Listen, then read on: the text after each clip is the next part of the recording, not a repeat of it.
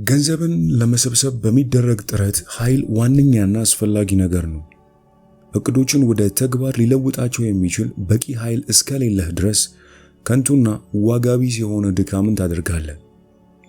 ከዛሬ ከዚህ መጽሐፍ አንድ ሰው ኃይልን ማመንጨት የሚችልባቸውን ዘዴዎች እናያለን። ይህም የልዕለ አእምሮ ኃይሉን አንቀሳቃሽ ሞተር ጉዞ ወደ ብልጽግና እንዴት ማድረግ እንደሚችል እንዳስሳለን። ኃይል እንዲህ ተብሎ ሊተረጎም ይችላል። የተቀናጀና በጥበብ የሚመራ ዕውቀት። ኃይል እዚህ ላይ የተጠቀምንበት አንድ ግለሰብ ፍላጎቱን ወደ ተመጣጣኝ ገንዘብ መለወጥ እንደሚችል እንደተቀናጀ ጥረት አድርገን ነው። የተቀናጀ ጥረት የሚገኘው ከሁለት በላይ የሆኑ ሰዎች ተስማምተው በአንድ መንፈስ ለአንድ ግብ ሲሰሩ ነው። ኃይል ገንዘብ ለማግኘት አስፈላጊ ነው። ብዙዎች ስለዚህ ጉዳይ ሲያወሩ ብዙም አይሰማም። ገንዘብ ከተገኘ በኋላ ጥቅም ላይ ለማዋል ኃይል አስፈላጊ ነው። እስቲ ኃይል እንዴት እንደሚገኝ ለማወቅ እንሞክርና ኃይል ወይም የተቀናጀ ዕውቀት ማለት ከሆነ እስቲ የዕውቀትን ምንጭ አንድ በአንድ እየፈተሽን ለመመርመር እንሞክር። ከዛሬ ከዚህ አስደናቂ መጽሐፍ የልዕለ አእምሮ ኃይል አንቀሳቃሽ ሞተር ምን እንደሆነ፣ ይህንንም ወደ ገንዘብ ወይም ብልጽግና በምናደርገው ጉዞ እንዴት መጠቀም እንዳለብን እናያለን። ይህ ጠቃሚ ቪዲዮ ለብዙ ወንድም እህቶቻችን እንዲደርስ ቪዲዮውን ላይክ በማድረግ እንጀምር። ልዕለ አእምሮ እዚህ ጋር የሚከተለውን ፍቺ አስቀምጠን ብንጀምር የበለጠ ሐሳቡን ለመረዳት ይቀለናል። ልዕለ አእምሮ ስንል አንድን ዓላማ ከግብ ለማድረስ ሁለትና ከዚያ በላይ ሰዎች በአብሮነት መንፈስ ኃይላቸውን፣ ዕውቀታቸውንና ጥረታቸውን ማቀናበር ወይም አቀናብረው መስራት ሲችሉ ማለት ነው። ማንም ሰው ለብቻው ሌሎችን ሳያሳትፍ ታላቅ ኃይል ሊኖረው አይችልም። በዚህ መጽሐፍ ፍላጎት እንዴት ወደ ተመጣጣኝ ገንዘብ መቀየር እንደሚቻል ከዚህ በፊት የሰራሁት ቪዲዮ አለ። ይህም የእቅድ አወጣጥ መመሪያ ይሰጣችኋል። ያንን መመሪያ ከተጠቀማችሁና በጽናትና በብልሃት መስራት ከቀጠላችሁ የልዕለ አእምሮ አባሎቻችሁን ምርጫ በጥንቃቄ ካደረጋችሁ ገና ስራውን ሳትጀምሩ ግማሽ መንገድ ተጉዛችኋል ማለት ነው። ጥሩ ቡድን ካቋቋማችሁ ልትማሩበት የምትችሉበት ልዕለ አእምሮ አዘጋጃችሁ ማለት ነው። አሁን ስለ ልዕለ አእምሮ ሁለት መመሪያዎችን ወይም ዋና ዋና ነገሮች ልንገራችሁ። የነዚህ የልዕለ አእምሮ አባላት ዋና አሰባሳቢ የኢኮኖሚ አቅምና የመንፈስ ቁርጠኝነት ናቸው። አንድ ሰው የልዕለ አእምሮውን ቡድን አባል ለመሆን ሲነሳ አብሮ በመስራቱ የተሻለ የኢኮኖሚ ሁኔታ እንደሚኖረው ያስባል። ሰብሳቢውም ይህን ማወቅ ይኖርበታል። ይህ ሲሆን ሁሉም ለራሱ መስራት ይጀምራል። ያለውንም ለመስጠት ወደ ኋላ አይልም። ይህ አይነት የኢኮኖሚ ትስስር ዛሬ ትልልቅ ለምንላቸው ድርጅቶች በሙሉ መሰረት ነው። የመንፈስ ቁርኝነት የሚለውን መመሪያ ለመረዳት ትንሽ አስቸጋሪ ይመስላል። ይህ ማለት ሁለት አእምሮዎች አንድን ዓላማ ከግብ ለማድረስ በመንፈስ ሲቆራኙ ማለት ነው። ይህን ለማድረግ ደግሞ የማይታይ ኃይል ይፈጥራሉ። ይህን ሶስተኛ አእምሮ ልንለው እንችላለን። አንድ ሰው ትልቅ ነገር መስራት ከፈለገ የግድ እነዚህን ሁለት መመሪያዎች ለማሟላት መጣር አለበት። የዘመናችን የኮምፒውተር አድራጊና ፈጣሪ ቁጥር 1 ሀብታም ቢል ጌትስ እዚህ ጋር ግብ ጋር ለመድረስ በዙሪያው ምርጥ ጭንቅላቶችን ማሰባሰብ ነበረበት። ይህ ምርጥ ልዕለ አእምሮ ዛሬ የዓለማችንን ስልጣኔ እየመራ ያለ አስደናቂ ኃይል ነው።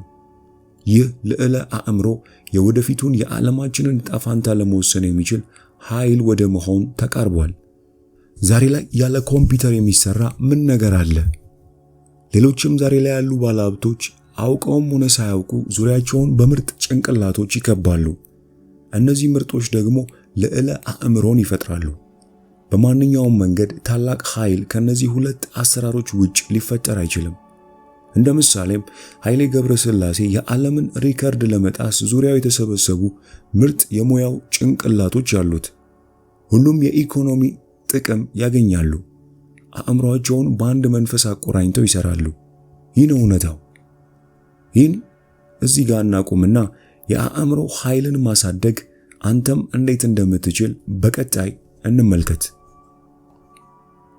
የሰው አእምሮ ከባትሪ ድንጋይ ጋር ሊነጻጸር ይችላል። ብዙ ባትሪ ድንጋዮች በጥምረት ከአንድ ባትሪ ድንጋይ የበለጠ ኃይል እንደሚሰጡ የተረጋገጠ ነው። በሌላ መልኩ ደግሞ አንድ ባትሪ በውስጡ ባሉ ሌሎች ብዛት መጠን ኃይል እንደሚያመነጭ እርግጥ ነው። የሰው አእምሮ አሰራሩ እንዲሁ ነው። አንዳንድ ጭንቅላት ከሌላው ጭንቅላት የተሻለ ነው። ብዙ የተሻሉ አእምሮዎችም ስብስብ ከአንድ ነጠላ አእምሮ የተሻለ ውጤት ይኖረዋል። እነዚህ አእምሮዎች መንፈሳዊ ቁርኝነት ፈጥረው የሚያመጡት ሐሳብ እጅግ የተሻለና የላቀ ነው። ይህ ደግሞ በምርጥ ጭንቅላቶች ተከበው የተደነቁና የታወቁ ሰዎችን ሚስጥር ምን እንደሆነ ቁልጭ አድርጎ ያሳየናል።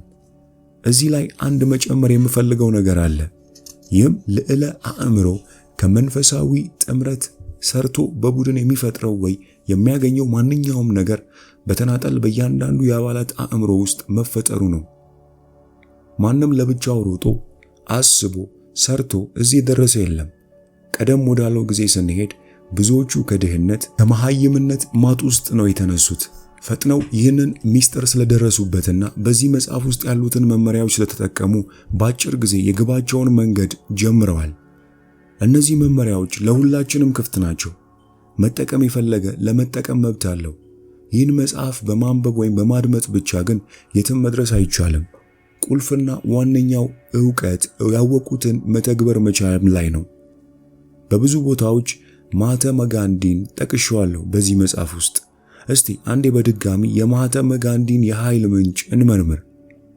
200 ሚሊዮን ጭንቅላቶችን በመንፈስ ማቆራኘት የቻለ ሰው ነው ማህተመ ጋንዲ።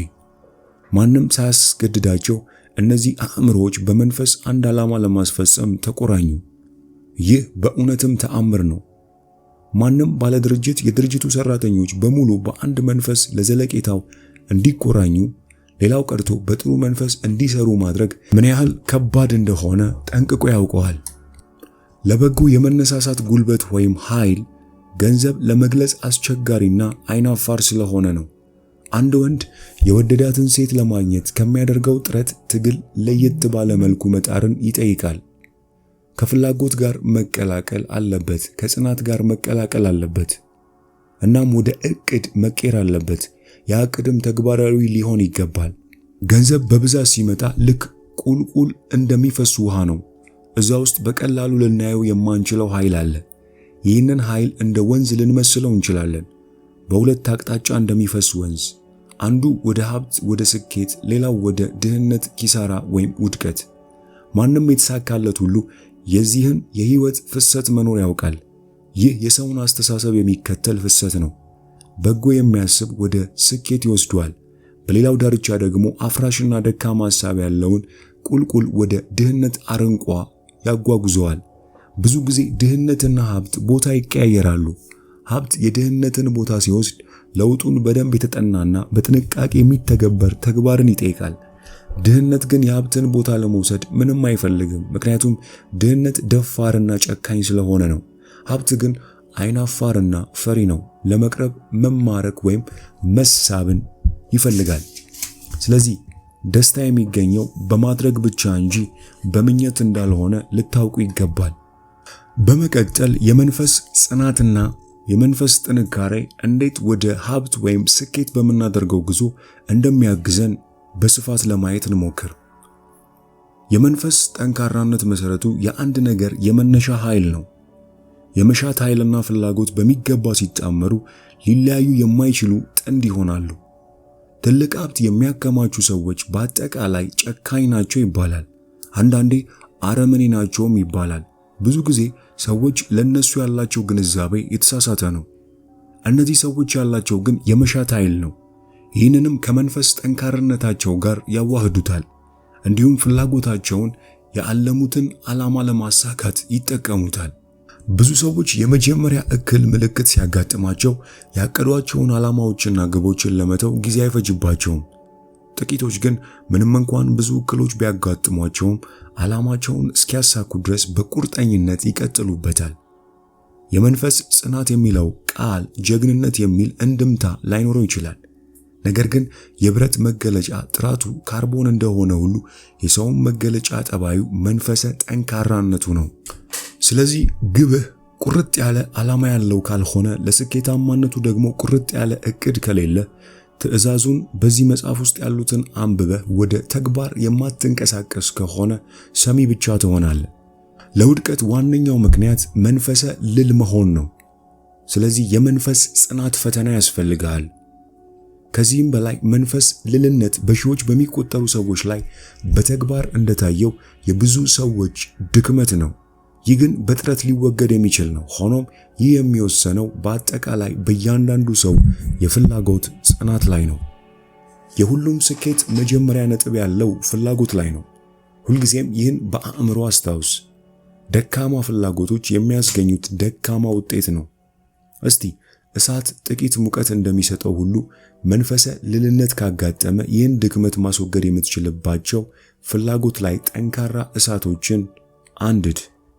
በዚህ መጽሐፍ ውስጥ የምናያቸውን መርሆችና ዘዴዎችን ብትከተል ወይም ትዕዛዞቹን ብትከተል ያለህ ጉጉት በምን ያህል መጠን ለማደግ ወይም ምን ያህል ያነሰ ገንዘብ ለማከማቸት እንደምትፈልግ በግልጽ ያሳይሃል። ራስህን ግድ የለሽ ሆነ ካገኘኸው በእርግጠኝነት ሀብት ከማከማቸት በፊት ሊኖርህ የሚገባው ገንዘብ ላይ አመለካከትህን መቀየር ነው። ገንዘብ ለማግኘት ከመነሳት በፊት ይህን ለማድረግ እርግጠኛ መሆን ይገባሃል። ውሃ ወደ ውቅያኖስ እንደሚሳብ ሁሉ ሀብትም በአእምሮአቸው ሊስቡት በተዘጋጁ ሰዎች እንደተሳበ ነው። የመንፈስ ጥንካሬን በተመለከተ ደካማ ሆነ ራስህን ካገኘኸው ኃይል በሚለው በዚህ መጽሐፍ ውስጥ ያሉትን ሐሳቦች በስፋት ደጋግመህ ልታደምጥ ይገባሃል። ራስህን ከዚህ ቡድን አባላት የጋራ ጥረት ጋር ካቀናጀ መንፈሰ ጠንካራነትህን ታዳብራለህ። መንፈሰ ጠንካራነትን የሚያዳብሩ ተጨማሪ ትዕዛዞች ከራስ ጋር መማከር በሚለው ሐሳብ በዚህ መጽሐፍ ውስጥ ቀርበዋል። የተፈጥሮ ፍላጎት የዓላማ ግልጽ ምስል እስኪያሳይ ድረስ በእነዚህ መጽሐፍ ውስጥ ያስቀመጥኳቸውን መርሆች ልትከተል ይገባል። ከዚያም በኋላ በመንፈስ ልልነት አትሰናከልም። ተኝተህም ሆነ ነቅተህ ድብቁ አእምሮ ያለማቋረጥ ይሰራል። በመቀጠል ቅርበትህ ለገንዘብ ነው ለድህነት የሚለውን ሐሳብ ከዚህ መጽሐፍ እንይ። ገንዘብ ነው ድህነት አጥብቀ የምትሻው? እነዚህ ሕጎችና መመሪያዎች አልፎ አልፎ ለመጠቀም የሚደረግ ጥረት ጥቅም የለውም። ውጤት ለማግኘት ደንቦቹ ካንተ ጋር ቋሚ ልምድ ሆነው እስኪቀሩ መጠቀም አለብህ። ከዚህ ውጭ የገንዘብ ፍላጎትህን በሌላ መንገድ ልታዳብረው አትችልም። ገንዘብ ለማግኘት አቅዶ ለተንቀሳቀሰ ሰው ገንዘብ እንደምትሳብለት ሁሉ ድህነት የምትሳበውም ለድህነት ለተመቻቸ ሰው ነው። የሚከናወኑት በአንድ አይነት ሕጎች ነው። ገንዘብን አጥብቆ የማይሻ ሰው አእምሮ ድህነትን በመሻት የተያዘ ነው። ድህነት የሚሻ አእምሮ እንዲኖርህ ማሰብ አያስፈልግህም። ገንዘብን መሻት ግን አብሮ ካልተወለደ በስተቀር ሊፈጠር ይገባል። ቀደም ባሉት ሐሳቦች ከዚህ መጽሐፍ ጠቃሚነትን በሚገባ አንስተናል። እናም ሀብትን ለማከማቸት የመንፈስ ጽናትን አስፈላጊነት ተረድተሃል። መንፈሰ ጠንካራነት ከሌለ ትሸነፋለህ። መንፈሰ ጠንካራ ከሆንክ ታሸንፋለህ። አቃጅቶ የምታውቅ ከሆነ የመንፈስ ጽናትን ዋጋ ትረዳለህ። ባልጋ ላይ ተጋድመሃል፣ በመጠኑም ነቅተሃል። የመታፈን ስሜት ይሰማሃል። ለመገላበጥ ወይንም ለመንቀሳቀስ አትችልም። ጡንቻዎችን ለማንቀሳቀስ አቅቶሃል። ጡንቻዎችን መልሰ መቆጣጠር መጀመር እንዳለብህ ትገነዘባለህ። ከጽኑ የማድረግ ፍላጎት በኋላ የአንድ እጅህን ጣቶች ታንቀሳቅሳለህ። በተመሳሳይ መልኩ ሌላኛው እጅህን መቆጣጠር ትችላለህ። በመጨረሻ የአንዱ እግርህን ጡንቻዎች መቆጣጠር ትችላለህ። ከዚያም ወደ ሌላኛው እግር ይዘልቃል። ከዚያም ከፍተኛ በሆነ ፍላጎትና ጥረት አጠቃላይ የሰውነትህን ጡንቻዎች ስርዓት የመቆጣጠር አቅሙን መልሰህ ታገኛለህ። እናም ከፍተኛ ድምፅ አሰምተህ ከቅዠት ትወጣለህ። ደረጃ በደረጃ ጨዋታው ተለወጠ እንጂ አንድ ነው። ስለዚህ አሁን ዋናው ጥያቄ እንዴት ከድንዛዜ መንፈስ በፍጥነት መላቀቅ እችላለሁ የሚለው ጥያቄ ነው።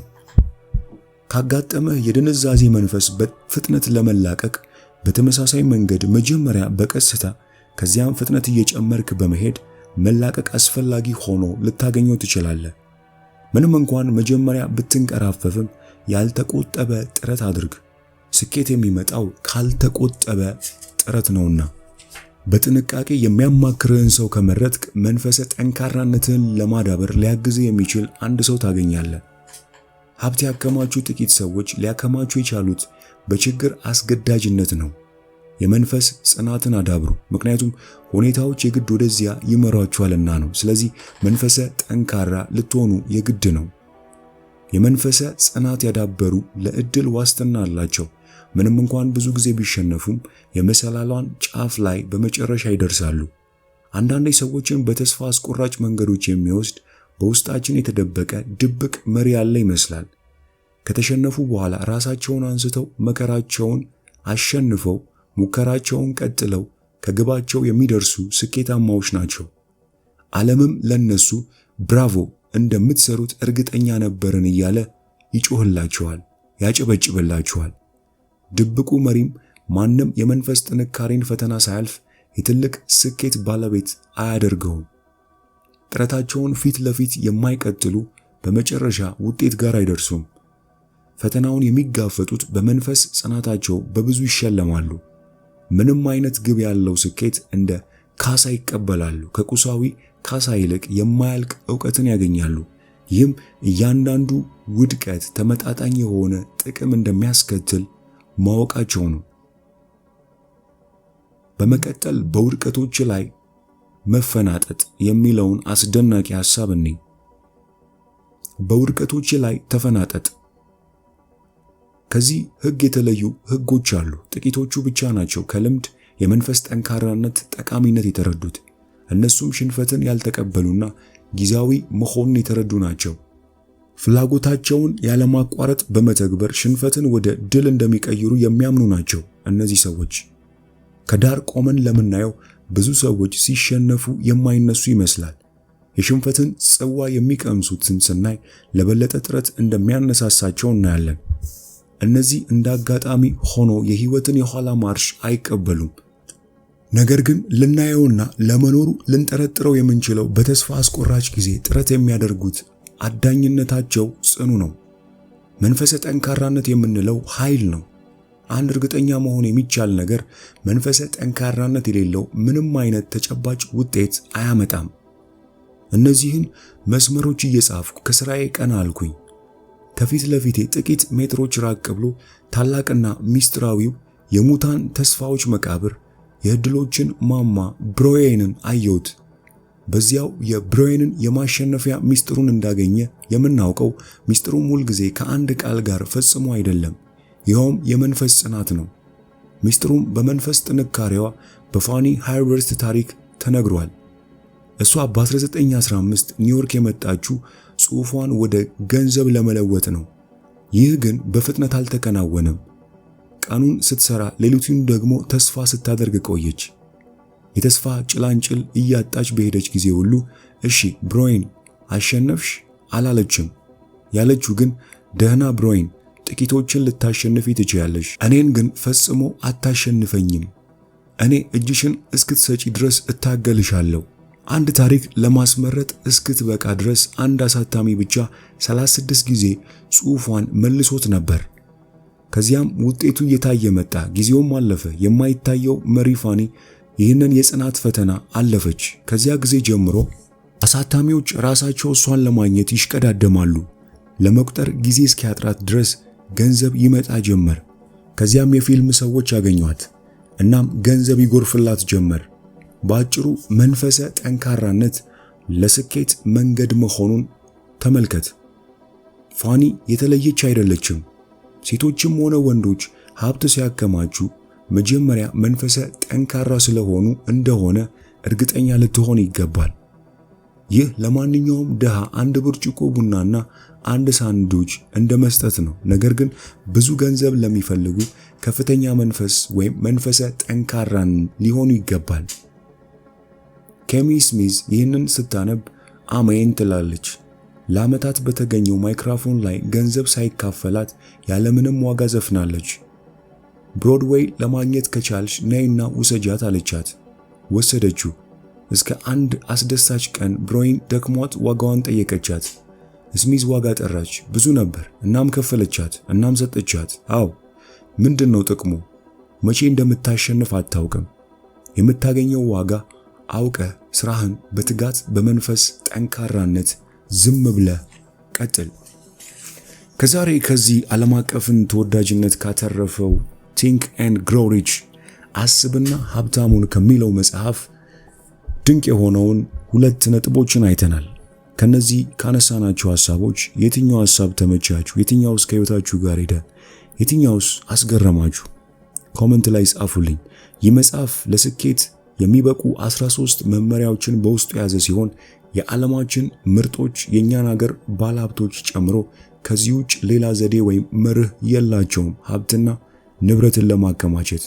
ከታላቁ ኢትዮጵያዊ ስኬታማ ሰው ቃለ መጠይቅም የምንረዳው ይህንን መጽሐፍ ነው።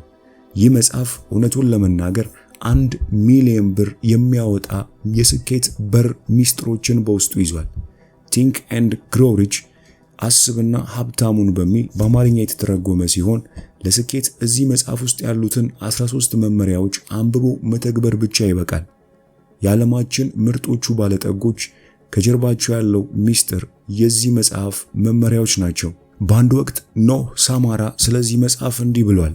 ለመስራት ስነሳ የሚያንበለብል ፍላጎት ነበረኝ። ሌላ ምንም አልነበረኝም። ጽኑ ፍላጎት ነበረኝ። አስተማማኝ እቅድ ነበረኝ። ይህ ሁላችንም ያዳመጥነው እውነት ነው። ኖህ ሳማራ ሲናገር ይህን መጽሐፍ ያነበበ ይመስላል። ይህንን መጽሐፍ አንብቡ፣ ተግብሩ፣ ባጭር ጊዜ በልጽጉ። ብዙዎች ሕይወታቸውን የለወጡበት መጽሐፍ ነው። እኔም እንዲሁ። ይህንን መጽሐፍ ሙሉውን በአማርኛ የምትፈልጉ ብቻ ከታች ባለው የቴሌግራም ሊንክ አድራሻ ጻፉልኝ፣ የምልክላችሁ ይሆናል። በሚቀጥለው ጊዜ ደግሞ እንዲህ ያሉ ሕይወት ለዋጭ መጽሐፎችን ወደ እናንተ የምናደርስ ይሆናል። ሐሳብ፣ ኮሜንት፣ አስተያየት ካላችሁ ኮሜንት ላይ ጻፉልን። ይህንን ድንቅ የእውቀት ቤተሰብ ሰብስክራይብ በማድረግ እንድትቀላቀሉ እንጋብዛችኋለሁ። እስክንገናኝ ድረስ ቸርን ሰንብት።